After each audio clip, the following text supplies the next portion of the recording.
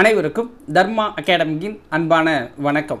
இன்றைக்கி நாம் இந்த வீடியோவில் என்ன பார்க்க போகிறோம் அப்படின்னா, அவ்வை தமிழ் சீரீஸில் 7ஆம் வகுப்பு முதல் பருவத்திலிருந்து இயல் 2 தான் பார்க்க போகிறோம்.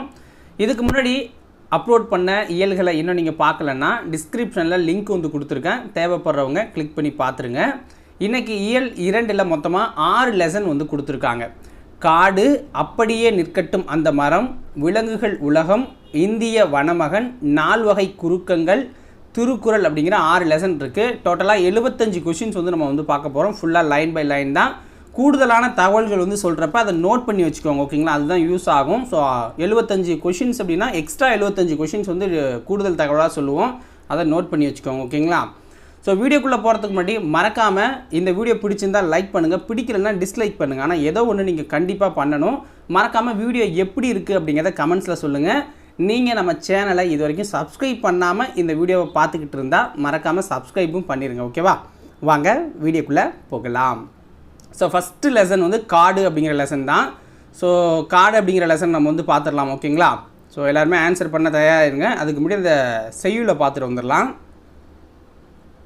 பாட்டு பாருங்க. கார்த்திகை தீபமென காடெல்லாம் பூத்திருக்கும், பார்த்திட வேண்டுமடி கிளியே பார்வை குளிருமடி அப்படிங்கிறாங்க. அதாவது காடு வந்து கார்த்திகை விலங்குகள் போல அந்த பூக்கிற காலத்தில் இருக்கும், ஓகேங்களா? மலர்கள்லாம் மலர்ந்துருக்கும். அதை பார்க்கணும் அப்படின்னா நம்ம கண்கள் வந்து குளிர்ச்சி பெறும் பார்க்கும்போது அப்படின்னு சொல்கிறாங்க.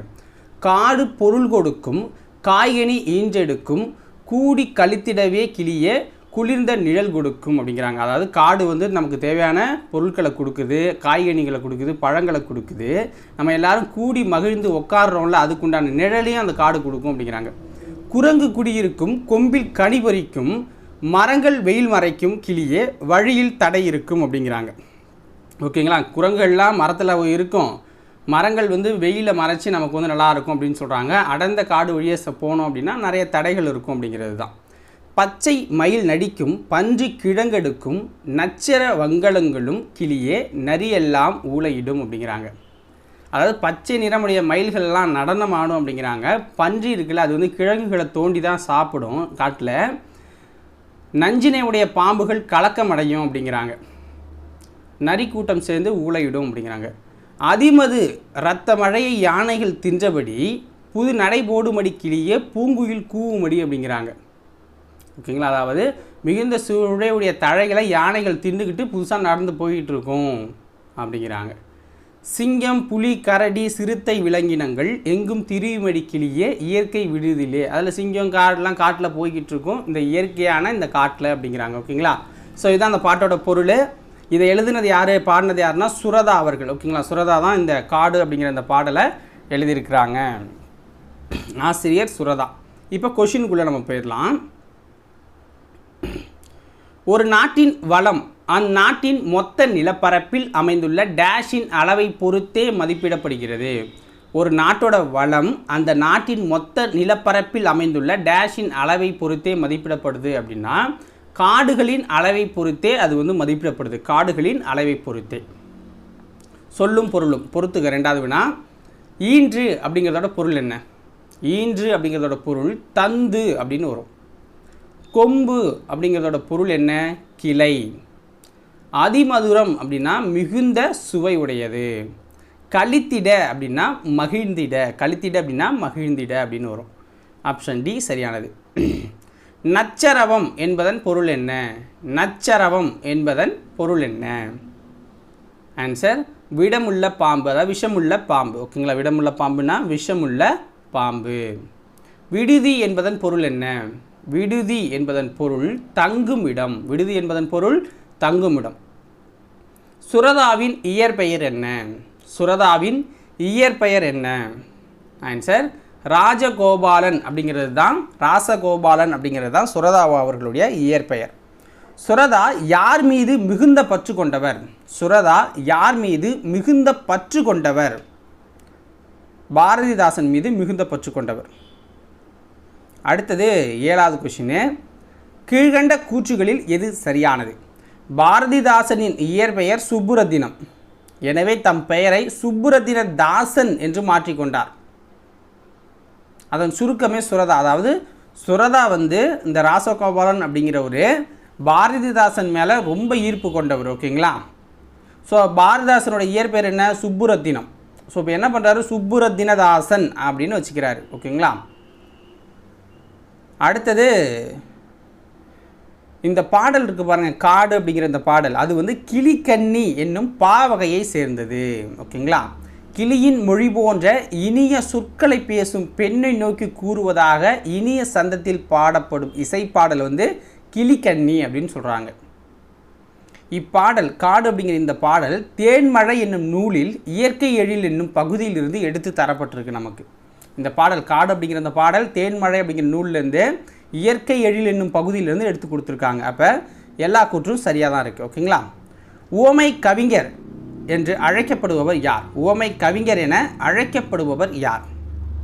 ஆன்சர் சுரதா அவர்கள். ஓகேங்களா. ராசகோபாலன் என்கிற சுரதா அவர்கள். கீழ்கண்டவற்றுள் சுரதா இயற்றிய நூல் எது? கீழ்கண்டவற்றுள் சுரதா இயற்றிய நூல் எது? ஆன்சர் என்ன? அமுதும் தேனும், தேன்மழை, துறைமுகம் எல்லாமே அவர் எழுதின நூல்கள் தான், சுரதா எழுதின நூல்கள் தான். அடுத்தது கீழ்கண்டவற்றுள் காட்டை குறிக்கும் பெயர் என்ன? கீழ்கண்டவற்றுள் காட்டை குறிக்கும் பெயர் என்ன? ஸோ ஆன்சர் பாருங்கள்.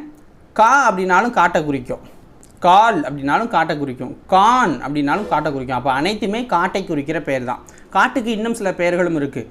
கானகம், அடவி, அரண், ஆரணி, புறவு, பொற்றை, பொழில், தில்லம், அழுவம், இயவு, பழவம், முவரி, வல்லை, விடர், வியல், வனம், முதை, மிலை, இரும்பு, சுரம், பொச்சை, பொதி, முளி, அரில், அரல், பதுக்கை, கணையம் அப்படிங்கிற இவ்வளோ பொருள்கள் இருக்குது. காட்டை குறிக்கிற பெயர்கள் அப்படின்னா இவ்வளோ பேர் இருக்குது. எல்லாத்தையுமே நோட் பண்ணி வச்சுக்கோங்க. இதில் எதை கொடுத்து வேணாலும் கேட்கலாம். ஓகேங்களா. அதுக்காக தான் கூடுதல் தகவலை நோட் பண்ணி வச்சுக்கணும், சும்மா படிச்சுட்டு போகக்கூடாது. ஓகே. இதை புக்காக போடுறப்போ உங்களுக்கு நீங்கள் எழுத தேவையில்லை, புக்காக போட்டு உங்களுக்கு கொடுத்துருவோம் கூடிய விரைவில். நெஞ்சில் உரமின்றி நேர்மை திறமுமின்றி வஞ்சனை சொல்வாரடி கிளியே வாய்ச்சொல்லில் வீரரடி கூட்டத்தில் கூடி நின்று கூவி பித்தலன்றி நாட்டத்தில் கொள்ளாரடி கிளியே நாளில் மரப்பாரடி. இப்பாடலை பாடியவர் யார்? இந்த பாடல் வந்து கிளிக்கண்ணி வகையை சேர்ந்தது. ஏன்னா பெண்ணை பாடுறது தான், பெண் பாடுற மாதிரி. ஓகேங்களா. பெண்ணுக்கிட்ட சொல்கிற மாதிரி இருக்கிறதால இது ஒரு கிளிக்கண்ணி வகைன்னு சொல்கிறாங்க. இது யார் பாடினது அப்படின்னு பார்த்தீங்கன்னா பாரதியார் அவர்கள் பாடியிருக்காங்க. பாரதியார் அவர்கள் வந்து பாடியிருக்காங்க. இப்போ அடுத்தது புக் பேக்கு. வாழை கன்றை, வாழை அப்புறம் கன்றை அப்படின்னு கொடுத்துருக்காங்க. டேஷ் அப்படின்னா ஈன்றது, வாழை கன்றை ஈன்றது. ஓகேங்களா. காடெல்லாம் என்னும் சொல்லை பிரித்து எழுத கிடைப்பது என்ன? காடெல்லாம் என்னும் சொல்லை பிரித்து எழுதுவது காடு ப்ளஸ் எல்லாம், காடு ப்ளஸ் எல்லாம். கிழங்கு கூட்டல் எடுக்கும், கிழங்கு கூட்டல் எடுக்கும் என்பதனை சேர்த்து எழுத கிடைக்கும் சொல் என்ன? ஆன்சர் கிழங்கெடுக்கும். ஓகேங்களா. கிழங்கெடுக்கும் அப்படிங்கிறது வரும். அடுத்தது இரண்டாவது லெசன் வந்து பார்க்க போகிறோம். அப்படியே நிற்கட்டும் அந்த மரம், அதுதான் இரண்டாவது லெசன். ஓகேங்களா. அப்படியே நிற்கட்டும். ஏன்னா இந்த பாடல் வந்து ரொம்ப பெருசு, அதனால் நான் வந்து இந்த பாட்டை வந்து கொடுக்கல. ஓகேங்களா. இதில் இருக்க செய்யுள் வந்து வேஸ்ட்டு தான். ஸோ இருந்தாலும் நான் கொடுக்கல. ஓகேங்களா. ஒரு மரத்தை பற்றி தான் அது பாடுறாங்க, ஊரில் இருக்கிற ஒரு மரத்தை பற்றி. அப்படியே நிற்கட்டும் அந்த மரம் என்ற நூலின் ஆசிரியர் யார்னா ராஜமார்த்தாண்டன், ராஜமார்த்தாண்டன் அவர்கள் தான். பரவசம் என்ற சொல்லின் பொருள் என்ன? பரவசம் என்ற சொல்லின் பொருள் என்ன? மகிழ்ச்சி பெருக்கு. பரவசம் என்ற சொல்லின் பொருள் மகிழ்ச்சி பெருக்கு. துஷ்டி என்பதன் பொருள் என்ன? துஷ்டி என்பதன் பொருள் துக்கம். துஷ்டி அப்படின்னா துக்கம். கீழ்கண்டவற்றுள் ராஜமார்த்தாண்டனோடு தொடர்பில்லாதது எது? கீழ்கண்டவற்றுள் ராஜமார்த்தாண்டனோடு தொடர்பில்லாதது எது? ஆன்சர் பாருங்கள். அவர் ஒரு கவிஞர். ஓகேங்களா. இதழாளர், கவிதை திறனாய்வாளர், ஒரு சுதந்திர போராட்ட வீரருங்க அப்படிங்கிறது தான் தொடர்பில்லாத ஒன்று. ஓகேங்களா. ராஜமார்த்தாண்டன் வந்து முதல் மூணும் அவர் தான். ராஜமார்த்தாண்டன் நடத்திய சிற்றிதழ் எது? ராஜமார்த்தாண்டன் நடத்திய சிற்றிதழ் எது? ஆன்சர் என்ன?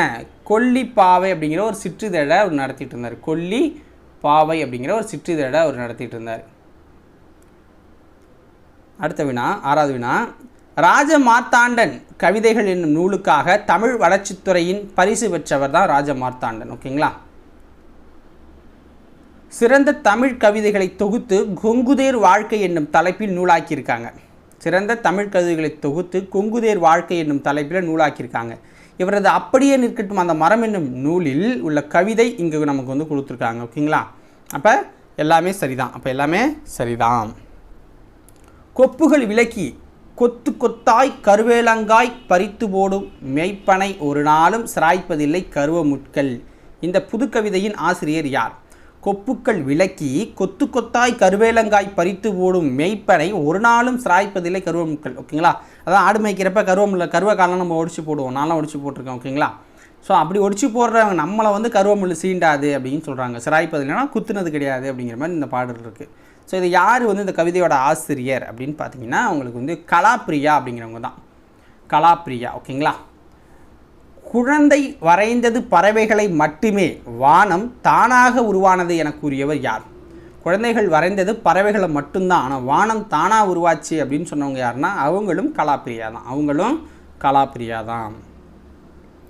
நாவற் பழத்திற்கு உவமையாக கூறப்படுவது எது? நாவற் பழத்திற்கு உவமையாக கூறப்படுவது கோலிக்குண்டு. நாவப்பழத்துக்கு உவமையாக கூறப்படுவது கோலிக்குண்டு. சுட்டப்பழங்கள் என்று குறிப்பிடுபவை என்ன? சுட்டப்பழங்கள் என்று குறிப்பிடப்படுபவை ஒட்டிய பழங்கள்.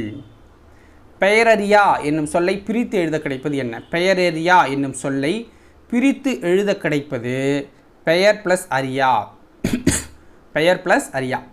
மனமில்லை என்னும் சொல்லை பிரித்து எழுத கிடைப்பது என்ன?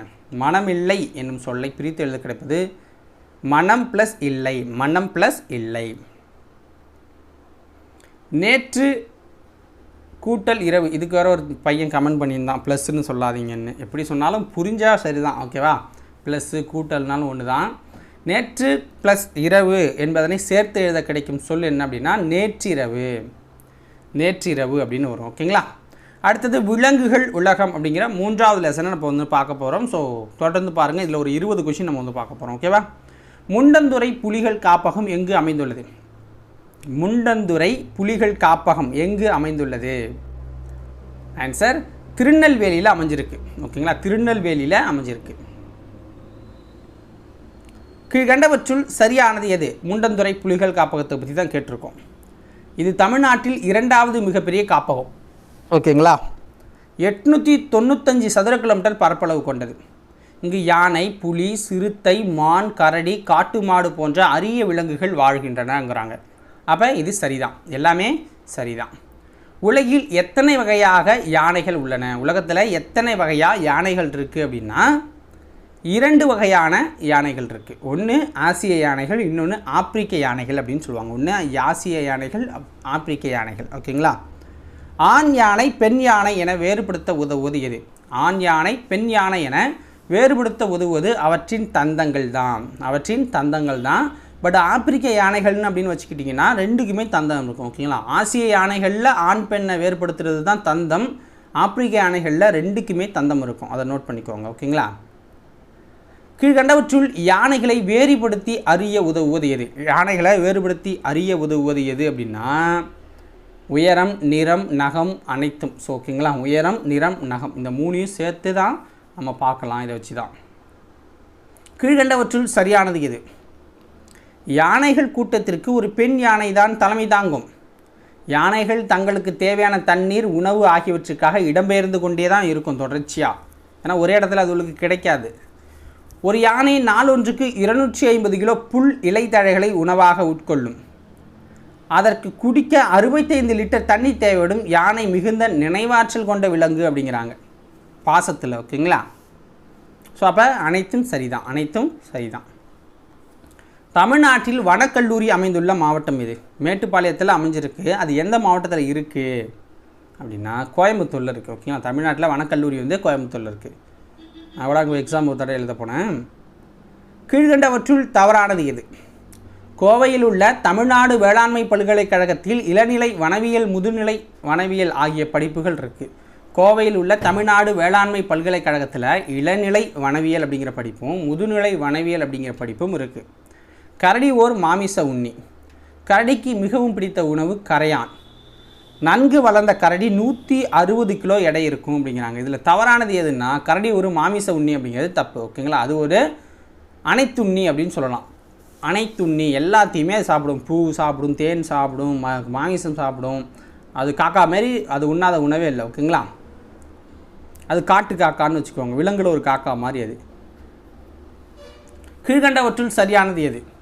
புலிகள் தனித்து வாழும் இயல்புடையவை. ஒரு குறிப்பிட்ட எல்லைக்குள் ஒரு புலி மட்டுமே இருக்கும், மற்ற புலிகள் அந்த எல்லைக்குள்ளே செல்லாது. ஓகேங்களா, அப்போ அது கூட்டு சரிதான். கருவுற்ற புலியானது 90 நாட்களில் 2 அல்லது 3 குட்டிகள் ஈனும். 3 மாதத்தில் அந்த குட்டிகளை 2 ஆண்டுகள் வரை வளர்த்து பாதுகாக்கும். அவை வேட்டையாட கற்றவுடன் அவற்றுக்கான எல்லைகளை பிரித்து அங்கிட்டு போப்பானி அப்படின்னு சொல்லிவிட்டோம். ஓகேங்களா, திருப்பி வந்துச்சுன்னா போட்டு தெளிப்போம். அந்த அளவுக்கு பங்கு பிரித்தா அவ்வளோதான். டேஷ் தான் ஒரு காற்றின் வளத்தை குறிக்கும். எது ஒரு காற்று கிடையாது, காடு. ஓகேங்களா, கீழே கண்ட எந்த விலங்கு காட்டோட வளத்தை குறிக்கும் குறியீடாக இருக்குது? புலி தான் ஒரு காட்டோட வளத்தை குறிக்கிற குறியீடாக நம்ம வச்சுருக்கோம். அப்போ தான் அந்த சைக்கிள் அப்படிங்கிறது ஒர்க் ஆகும். ஈகோ சிஸ்டம்னு சொல்லுவாங்கள்ல. கிர் சரணாலயம் எங்கே அமைந்துள்ளது? கிர் சரணாலயம் எங்கே அமைஞ்சிருக்கு? குஜராத்தில் கிர் சரணாலயம் இருக்குது. குஜராத்தில் கிர் சரணாலயம் இருக்குது. சிங்கத்துக்காகவே வச்சுருக்காங்க. ஆசிய யானைகளில் ஆண் பெண் யானைகளை வேறுபடுத்துவது எது? ஆசிய யானைகளில் ஆண் பெண் யானைகளை வேறுபடுத்துவது தான் தந்தம் அப்படின்னு ஏற்கனவே பார்த்துருக்கோம். தமிழகத்தில் புலிகள் காப்பகம் அமைந்துள்ள இடம் இது. தமிழகத்தில் புலிகள் காப்பகம் அமைந்துள்ள இடம் முண்டந்துறை. காட்டாறு என்னும் சொல்லை பிரித்து எழுத கிடைப்பது என்ன? காட்டாறு என்னும் சொல்லை பிரித்து எழுத கிடைப்பது என்ன? காடு ப்ளஸ் ஆறு. காடு ப்ளஸ் ஆறு. அனைத்துண்ணி என்னும் சொல்லை பிரித்து எழுத கிடைப்பது என்ன? அனைத்துண்ணி என்னும் சொல்லை பிரித்து எழுத கிடைப்பது அனைத்து ப்ளஸ் உண்ணி. அனைத்து ப்ளஸ் உண்ணி அப்படிங்கிறது தான். வேட்டை ப்ளஸ் ஆடிய, சாரி, நேரம் ப்ளஸ் ஆகிய, நேரம் ப்ளஸ் ஆகிய அப்படிங்கிற சேர்த்து எழுதணுன்னா நமக்கு கிடைக்கிறது என்னென்னா நேரமாகி அப்படின்னு கிடைக்கும். நேரமாகி. வேட்டை கூட்டல் ஆடிய என்பதை சேர்த்து எழுத கிடைக்கிற சொல் என்ன அப்படின்னா வேட்டையாடிய அப்படின்னு வரும். வேட்டையாடிய. ஓகேங்களா, காட்டின் வளத்தை குறிக்கும் குறியீடு அப்படின்னா அது புலி. ஓகேவா, யானை கூட்டத்திற்கு ஒரு பெண் யானை தான் தலைமை தாங்கும். கரடிகளை தேனீக்களிடமிருந்து பாதுகாப்பது அதனுடைய முடிகள், அடர்த்தியான ரோமங்கள். ஓகேங்களா, காட்டின் வளத்தை குறிக்கிடும் குறியீடு புலி. யானை கூட்டத்திற்கு ஒரு பெண் யானை தான் தலைமை தாங்கும். கரடிகளை தேனீக்களிடமிருந்து பாதுகாப்பது அதனுடைய முடி. அடுத்த லெசன் வந்து பார்த்திங்க அப்படின்னா 4வது லெசன் இந்திய வனமகன். அவரோட ஒரு நேர்காணல் பண்ணுற மாதிரி ஒரு கதை. ஓகேங்களா, இந்திய வனமகன் அப்படின்னு அழைக்கப்படுறவர் யார்? இந்திய வனமகன் அப்படின்னு அழைக்கப்படுறவர் யார்? ஆன்சர் என்ன? ஜாதவ் பயங். இந்த ஸ்டோரியை நான் படித்ததுக்கப்புறம் அவர் ஒரு முறையாவது நம்ம மீட் பண்ணணும் அப்படின்னு ஆசை இருக்குது. பட் உயிரோட இருக்காரா என்னன்னு நமக்கு தெரியல. நான் அதை பற்றி தேடலை. ஓகேங்களா, படித்தப்போ பார்க்கணும் அப்படின்னு ஆசை இருக்குது. பட் இப்போ உயிரோட இருக்காரா? ஏன்னா இப்போ கூட ரீசெண்டாக அவருக்கு அவார்டெலாம் கொடுத்துருக்காங்க, பத்மஸ்ரீ கொடுத்துருக்காங்கன்னு நினைக்கிறேன். ஸோ ஆல்ரெடி உயிரோட தான் இருந்தார் அப்படின்னா கண்டிப்பாக போய் பார்க்கணும் அப்படின்னு ஒரு ஆசை இருக்குது. ஓகேங்களா, அவரோட ஸ்டோரி அப்படி இருந்துச்சு. ஜாதவ் பயங் பிரம்மபுத்திரா ஆற்றின் நடுவில் உள்ள மிகப்பெரிய தீவில் டேஷ் ஆண்டுகள் தனது கடின உழைப்பால் ஒரு காட்டை உருவாக்குனார். ஜாதவ் பயங் அப்படிங்கிறவர் பிரம்மபுத்திரா ஆற்றின் நடுவில் உள்ள மிகப்பெரிய தீவில் டேஷ் ஆண்டுகள் தனது கடின உழைப்பால் ஒரு காட்டை உருவாக்கினார்னா 30 வருடங்கள் பாடுபட்டு ஒரு காட்டை உருவாக்குறார். 30 வருஷம். ஓகேங்களா, ஜாதவ் பயங் எந்த மாநிலத்தை சேர்ந்தவர்? ஜோர் வீராட் அப்படிங்கிற மாவட்டத்தை சேர்ந்தவர் ஜாதவ் பயங்க. அது எங்கே இருக்குது, எந்த மாநிலத்தில் இருக்குது அப்படின்னா அஸ்ஸாமில் இருக்குது. அஸ்ஸாமில் இருக்குது. ஓகேங்களா, எந்த ஆண்டு ஜவஹர்லால் நேரு பல்கலைக்கழகம் ஜாதவுக்கு இந்திய வனமகன் என்னும் பட்டத்தை வழங்கியது? எந்த ஆண்டு ஜவஹர்லால் நேரு பல்கலைக்கழகம் ஜாதவுக்கு இந்திய வனமகன் என்னும் பட்டத்தை வழங்குச்சுன்னா 2012. 2012. ஜாதவ் பயங்குக்கு இந்திய அரசு பத்மஸ்ரீ விருதை எந்த ஆண்டு வழங்கியது? ஜாதவ் பயங்கிற்கு இந்திய அரசு பத்மஸ்ரீ விருதை எந்த ஆண்டு வழங்கியது? 2015. 2015. ஜாதவ் பயங்கிற்கு மதிப்புறு முனைவர் பட்டம் வழங்கிய பல்கலைக்கழகம் எது? ஜாதவ் பயங்கிற்கு மதிப்புறு முனைவர் பட்டம் வழங்கிய பல்கலைக்கழகம் கவுகாத்தி பல்கலைக்கழகம். கவுகாத்தி பல்கலைக்கழகம். ஸோ இதோட 4வது லெசன் முடிஞ்சிருச்சு. அடுத்தது 5வது லெசன் நால்வகை குறுக்கங்கள் அப்படிங்கிறது தான். நால்வகை குறுக்கங்கள் சார்பெழுத்துலேருந்து பார்க்குறோம். ஓகேங்களா, ஒன் பை ஒன்னாக ஒரு டேர்ம்லேயும் வந்துக்கிட்டு இருக்கு, ஒரு ஏழுக்கும். கீழ்கண்ட கூற்றுகளில் சரியானது எது? ஃபஸ்ட்டு நல்லா கேட்டுக்கோங்க. ஓகேங்களா, இதெல்லாம் ஒரு ஸ்டோரி பேஸ்டு தான், கொஷினாக பார்க்குறது கிடையாது, ஆன்சர் இது தான் பார்க்குறது. அப்படியே ஸ்டோரியாக படித்து மைண்டில் ஏற்றிக்கோங்க. சூப்பராக. ஓகேவா? ஒவ்வொரு எழுத்துக்கும் அதை ஒலிப்பதற்கு உரிய கால அளவு உண்டு. இதை மாத்திரை அப்படின்னு சொல்கிறாங்க. ஓகேங்களா, ஆனால் எல்லா எழுத்துக்களும் எல்லா இடங்களிலும் தமக்குரிய மாத்திரை அளவில் முழுமையாக ஒலிப்பதில்லை. ஓகே, ஒவ்வொரு எழுத்தும் ஒலிக்கிறதுக்கு உரிய கால அளவு இருக்குது, அதை மாத்திரை அப்படின்னு சொல்லுவோம். ஆனால் எல்லா எழுத்துக்களும் எல்லா இடங்களுக்கும் அதுக்கு உண்டான அந்த மாத்திரை அளவில் முழுமையாக ஒலிக்காதுங்கிறாங்க. சில எழுத்துக்கள் சில இடங்களில் தமக்குரிய கால அளவை விட குறைவாக ஒலிக்கும். கால அளவுனா ஒரு வார்த்தை நம்ம பேசுகிறோம் அப்படின்னா அந்த எழுத்து வந்து ஒரு டைம் சவுண்டாக இருக்கும், ஒரு இடத்துல சில இடத்துல பார்த்திங்கன்னா கம்மியாக இருக்கும், அதை சொல்கிறாங்க. இவ்வாறு குறைந்து ஒலிக்கும் எழுத்துக்களை குறுக்கங்கள் அப்படின்னு சொல்கிறோம். ஸோ அதை பற்றி தான் நம்ம பார்க்க போகிறோம். ஓகேங்களா, அதில் என்னென்ன குறுக்கங்கள் இருக்குது அப்படிங்கிறத ஒன் பை ஒன்றா பார்த்துட்ருக்கலாம். அப்போ இதில் எல்லா கூற்றும் சரிதானது. ஓகேங்களா, கீழ்கண்ட கூற்றுகளில் எது சரியானது? ஐ, கை, பை. ஓகேங்களா, ஐ, கை, பை என ஐகார எழுத்து தனித்து வரும் இடங்களில் தனக்குரிய 2 மாத்திரை அளவில் முழுமையாக ஒலிக்கும். ஐ, கை, பை அப்படிங்கிற இந்த ஐகார எழுத்து இருக்குல்ல, இது தனித்து வரும் இடங்களில் தனக்குரிய 2 மாத்திரை அளவில் முழுமையாக ஒலிச்சு போகுங்க. ஆனால் வையம், சமையல், பறவை என சொற்களின் முதல், இடை, இறுதி ஆகிய இடங்களில் வரும்போது தனக்குரிய 2 மாத்திரை அளவிலிருந்து குறைஞ்சி ஒலிக்குது. இவ்வாறு குறைஞ்சி ஒலிச்சா அதுக்கு தான் ஐகார குறுக்கம் அப்படின்னு பேர். குறைந்து ஒலிக்கும் ஐகாரம் ஐகார குறுக்கம் அப்படின்னு சொல்லப்படுது. ஓகேங்களா, சேர்ந்து வரும்போது குறைஞ்சி ஒலிக்குது. ஐகாரம் சொல்லின் முதலில் வரும்போது 1 மாத்திரை அளவில் ஒலிக்குது. ஐகாரம் சொல்லின் இடையிலும் இறுதியிலும் வரும்போது 1 மாத்திரை அளவில் ஒலிக்குது. நல்லா கேட்டுக்கோங்க. தனியாக வந்தால் 2 மாத்திரை. ஓகேங்களா, முதல்ல வந்தால் 1 மாத்திரை, இடையிலையும் இறுதியிலையும் வந்தால் 1 மாத்திரை அளவுக்கு உரிக்குது. ஓகேவா, நல்லா நோட் பண்ணிக்கணும். இதை தான் நீங்கள் நோட் பண்ணணும். அப்போ இந்த கூற்றுலையும் எல்லாம் சரி தான். ஓகேங்களா, 3 கூற்று தான் கொடுத்துருப்போம், 3 சரி. ஓகேவா, அடுத்தது கீழ்கண்ட கூற்றுகளே இது சரியானது. அவு, வவ் அப்படிங்கிற இந்த அவுகார எழுத்து இருக்குல்ல, இது தனித்து வரும் இடங்களில் தனக்குரிய 2 மாத்திரை அளவில் முழுமையாக ஒலிக்கும். இது அவுகார குறுக்கத்தை பற்றி. ஃபஸ்ட்டு ஐகார குறுக்கம் பார்த்துட்டு இப்போ அவுகார குறுக்கத்தை பற்றி கூற்று.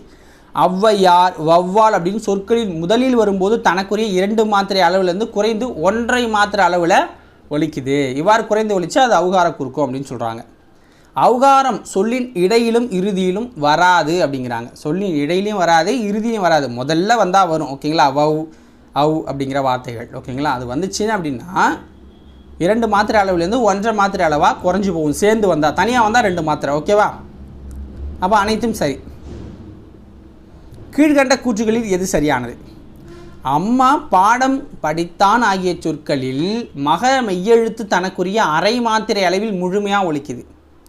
வளம் வந்தான் என்பதில் மகர மெய்யெழுத்தை அடுத்து வகர எழுத்து வருவதால் மகர மெய்யானது தனக்குரிய அரை மாத்திரை அளவிலிருந்து குறைந்து 1/4 மாத்திரை அளவுக்கு ஒலிக்குதுங்கிறாங்க.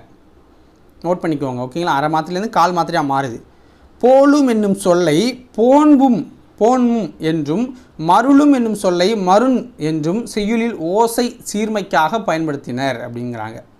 இந்த சொற்களில் மகர மெய்யானது இன்னு இன்னு ஆகிய எழுத்துக்களை அடுத்து வருவதால் தனக்குரிய அரை மாத்திரை அளவிலிருந்து குறைந்து 1/4 மாத்திரை அளவில் ஒலிக்குது.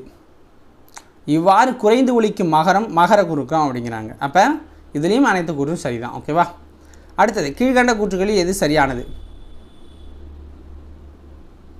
ஸோ ஆப்ஷன் அதுக்கு இ. ஓகேங்களா, அடுத்தது அது, எகு ஆகிய சொற்களில் ஆயுத எழுத்து தனக்குரிய அரை மாத்திரை அளவில் முழுமையாக ஒலிக்குது.